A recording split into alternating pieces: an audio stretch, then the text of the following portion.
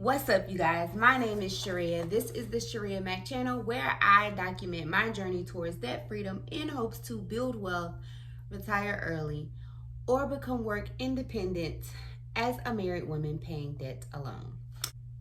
On this channel, I focus on budgeting and all sorts of debt freedom small habits that will lead to big changes. If that's something you're interested in, make sure that you subscribe to this channel and click the notification bell so that you can be notified every single time that I post a video, in hopes that I will grow my channel to 1,000+ subscribers, period. Back in April, I shared a video on how I quit my job, how and why I quit my job as a child protective service social worker. And since then, I have been planning or intending to share the details of my new job, and now I am here to do that. So if that is something you are interested in, if you're interested in hearing about how I basically took a whole new position within the career of social work, increased my income, and relieved a bunch of stress, stay tuned.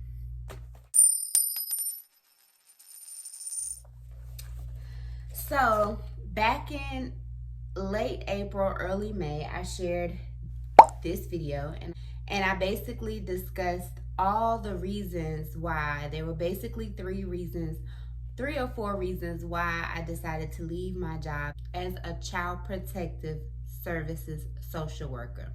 And if you have not already watched that video, I would recommend that you go back and watch that video before watching this video, or even after, and it will all make sense. I will get into the details of the job. So, my actual title is Licensed Clinical Social Worker Care Manager. And so I am a licensed clinical social worker and I am a care manager.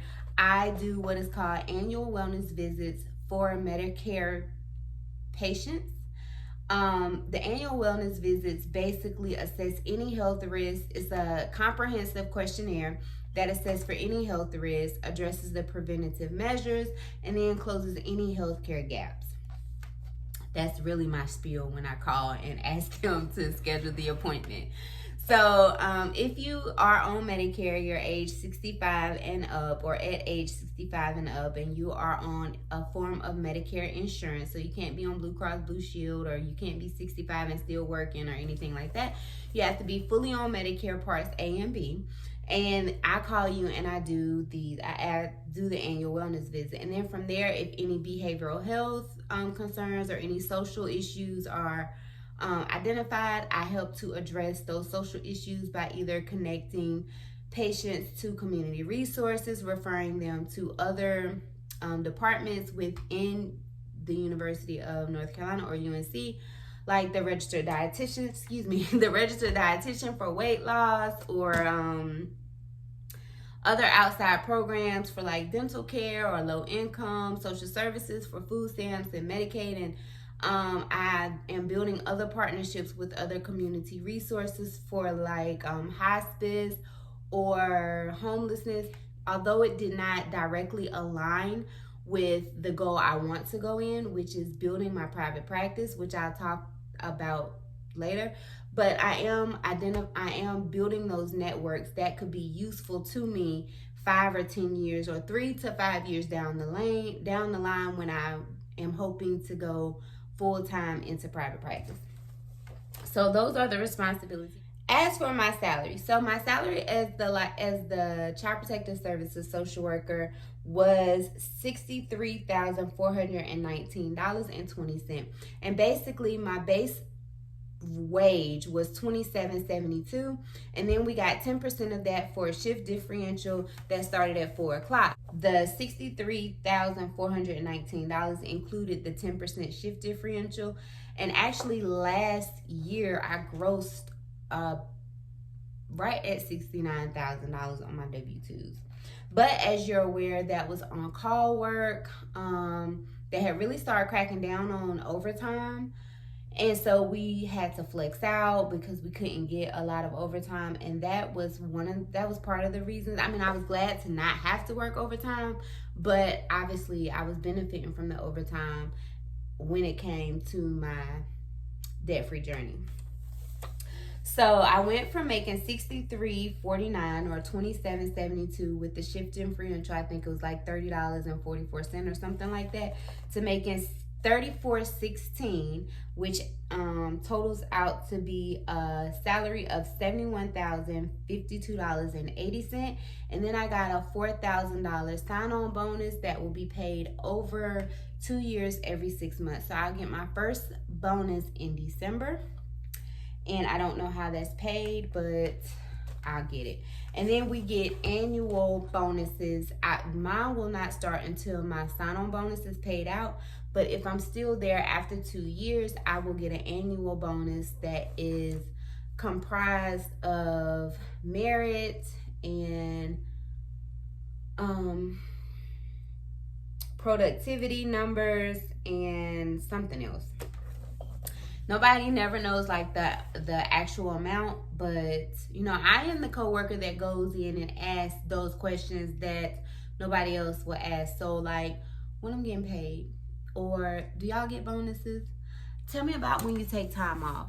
So I'm the one who asks those questions. How much time do we get time off? I mean, how much do we get for time off and stuff like that? So I ask those questions as soon as my foot hits the door. If I can find that one, if I can pinpoint that one coworker that I feel like will answer those questions, that's who. Let me get with that person, because that's the stuff I need to know. So my salary did increase by about $9,000.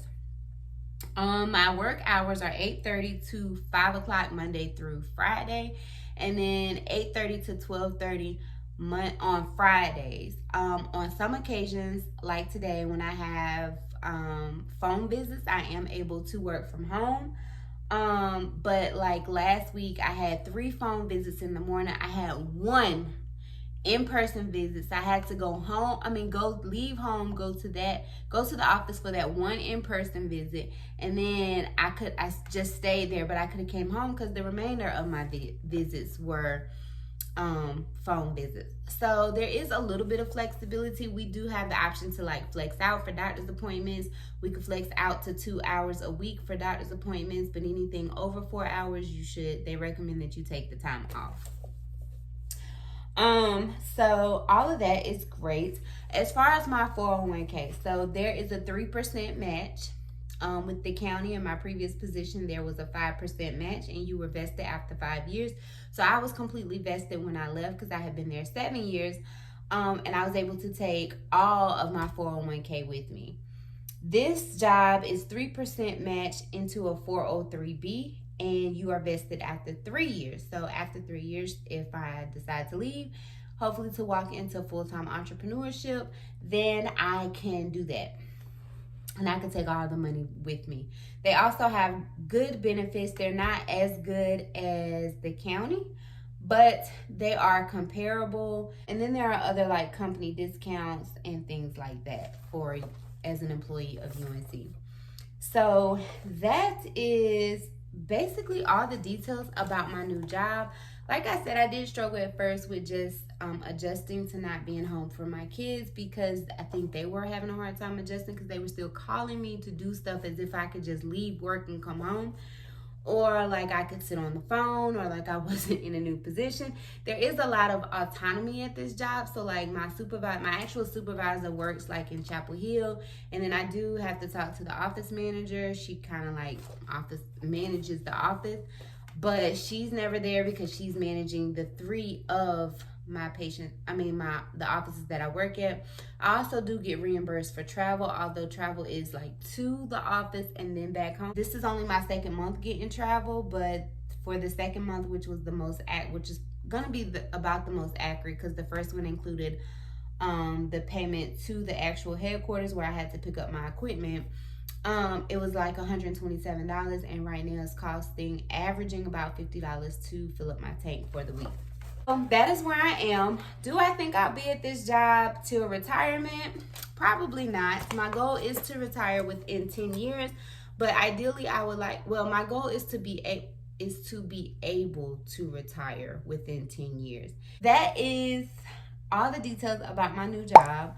It's not necessarily new anymore, but I promised you guys I would give you all the details about it, and so these are the details.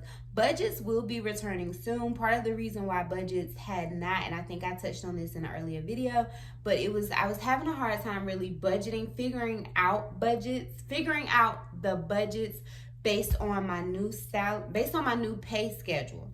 And so I was really hoping that I could just, with the increase of income, I could develop a budget based off of just my employment and my full-time employment income, but I'm still continuing to fall short or have a deficit. So I have continued to include the consulting income, the $900, the flat $900 in my regular budgets, and then everything else I make from my private practice just sits in my business bank account, and I'm slowly, as my income continues to increase, taking business expenses out of my budget. So that is where I'm at with that, and hopefully budgets will return probably the 1st of September. I should have had it figured out by then, and so I'm excited to get back at that. But those are the details of my new job. I am actually enjoying it. I have adjusted and I'm appreciating it more.